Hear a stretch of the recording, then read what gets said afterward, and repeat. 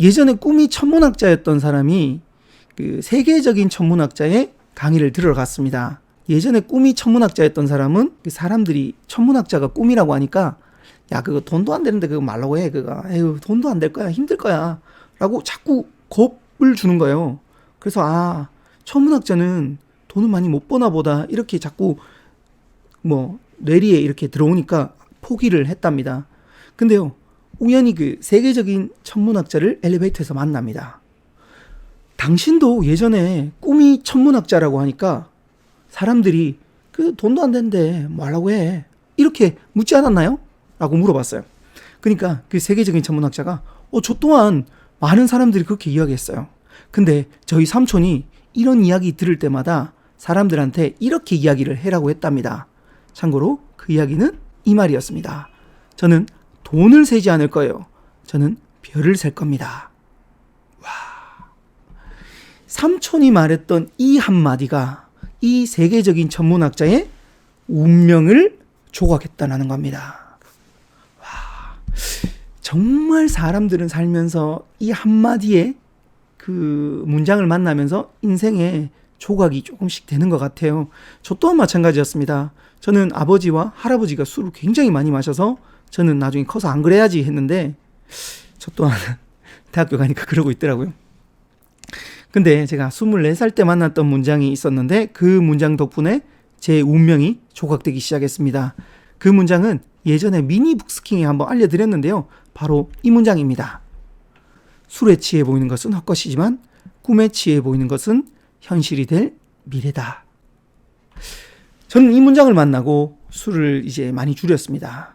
그리고 나서 정말 앞으로 해야 될 미래에 대한 꿈을 막 이렇게 취해가기 시작합니다.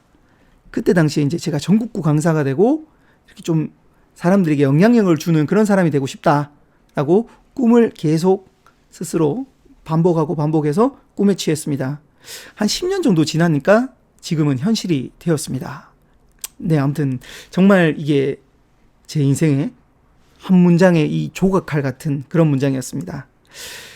자, 지금도 꿈에 취하고 있습니다. 이 유튜브를 통해서 사람들에게 영향력을 주고 저도 성장하고 사람들도 성장하는 그런 꿈을 또 꾸고 있습니다. 그래서 오늘도 카메라 앞에 섰거든요.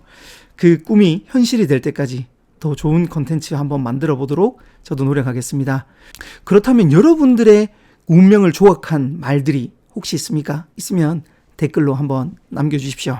이제부터 본격적으로 말을 어떻게 잘하는지 그 몇 가지 팁을 드리도록 하겠습니다. 첫 번째는 경청입니다.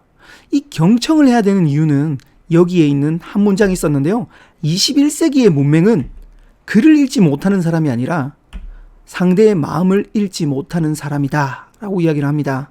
다른 말로 경청을 해야만 다른 사람의 마음을 읽어낸다고 이야기를 합니다. 자, 예를 한번 들어봅시다. 어떤 사람이 등이 이렇게 좀 간지러워요. 그래서 제가 이렇게 막 긁어줘요. 막 긁어줍니다. 근데요, 이 사람이 간지러운 부분에 긁는 게 아니라 간지럽지 않은 부분을 제가 예를 들어 1시간 동안 긁었다고 봅시다. 피납니다. 피나. 네. 그래서 이 마음을 읽고 이야기를 하는 게 굉장히 말하기에 중요한 포인트. 즉, 경청을 통해서 마음을 읽어라 라는 이야기가 있었습니다. 자, 저도 지금 유튜브 하고 있는데 여러분들의 그 의견을 한번 읽고 싶어요. 네. 댓글 남겨주시면 제가 읽을 수 있으니까 여러분들 댓글 한번 남겨주시면 저도 그 댓글을 반영해서 앞으로 더 좋은 영상 한번 만들어 보겠습니다. 자, 두 번째는요. 같은 말을 할 때 10번 이상 다른 사람에게 바꾸어가면서 전달을 하라고 합니다. 야, 이거는요. 정말 꿀팁이에요, 꿀팁. 예를 한번 들어봅시다. 저 같은 경우에는 여기 보이는 요거 비전을 발견하고 디자인하라 강의를요. 지금까지 한 500번 이상을 했어요. 500번 이상을 강의하면 어떻게 된 줄 압니까? 숨 쉬는 포인트도 잡아요. 심지어 제가 이거 언제 넘겨야 빵빵 터지는지 다 압니다. 그만큼 많이 해본 사람이 엄청난 힘을 가지는데요. 스피치 또한 마찬가지예요.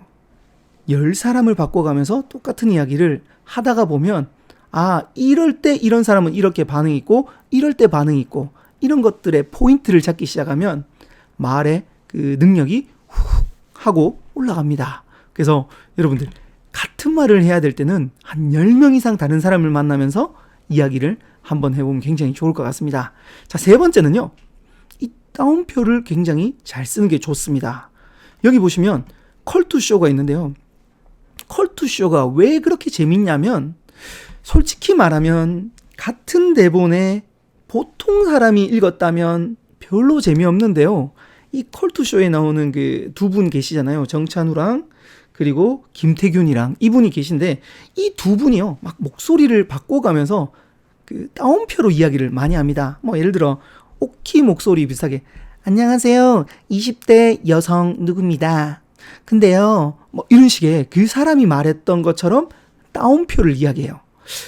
저도 강의 가면 따옴표로 이야기를 굉장히 많이 하는 편이에요. 예를 들어 제가 예전에 수학여행 갈 때 선생님께서 우리 반 대표 뽑을 때 그 장면을 저는 이렇게 이야기해요. 선생님 갑자기 들어오시더니 이렇게 이야기하세요. 야, 우리 반 장기자랑 대표 나갈 사람 손 들어봐. 아무도 없는 거예요. 진짜 없어? 야, 그럼 추천해봐. 또 아무도 없는 거예요. 근데 아까 그 저를 매번 놀리던 뒤에 있는 친구가 갑자기 옆중에 이창현 이렇게 이야기를 합니다. 야, 하지 마라. 근데 갑자기 이게 막 퍼져나가기 시작합니다. 우리 교실 안에 옆중이 난리가 납니다. 선생님이 그 이야기를 듣고 야, 옆중이가 뭐냐? 그 친구 벌떡 일어나서 이창현이야! 저는 그렇게 추천을 당해서 무대에 올라가게 됩니다. 이렇게 이야기를 하거든요.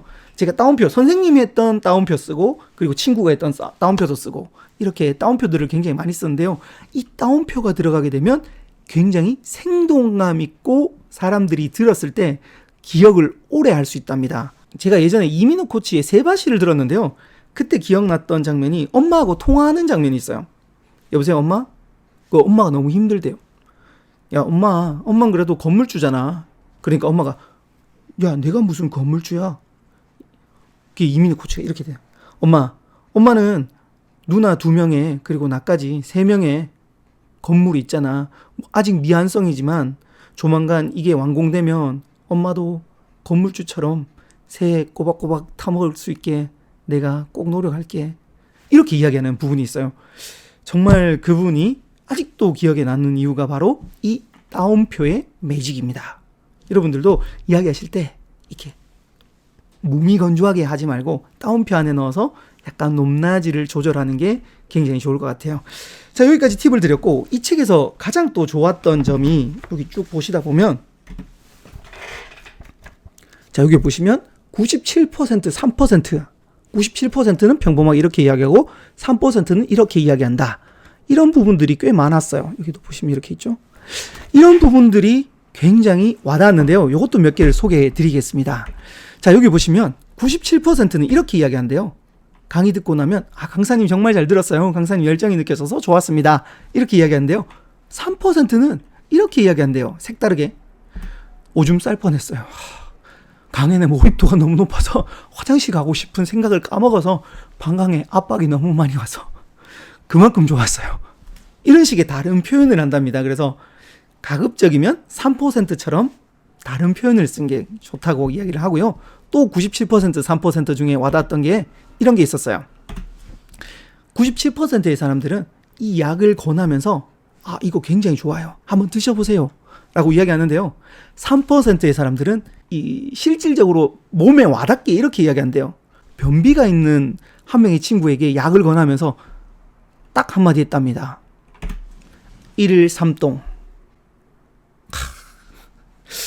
변비가 있는 사람이 1일 3똥을 했다고 딱 들으면 바로 빡 들어오겠죠. 이렇게 피부에 와닿는 표현을 하라고 이야기를 합니다. 또 97%와 3%의 차이가 있었던 부분이 보통 이렇게 컴퓨터 사러 가면 뭐 듀얼코어에 뭐 몇 헤르츠 막 이렇게 이야기하잖아요. 근데 이걸 정말 잘 판매하는 사람은 이렇게 이야기한답니다. 듀얼코어는 직원이 2명이고 그 쿼드코어는 직원이 4명이 서빙을 한다. 이렇게 표현을 하고요. 또 이제 일반 7세대하고 8세대의 차이가 뭐냐라고 했을 때 7세대는 일반 직원이라면 8세대는 근육질 직원이다. 이렇게 표현을 했다고 합니다. 이걸 아모르 법칙이라고 하는데요. 아는 것을 빗대어 모르는 것을 설명한다라는 부분이 있었어요. 제가 이 부분은 굉장히 좋아서 북스킹을 따로 한 번 더 할까 합니다. 아무튼 이런 식의 표현이 굉장히 좋았던 부분이 많아서 여러분들께 설명을 한번 해드렸습니다.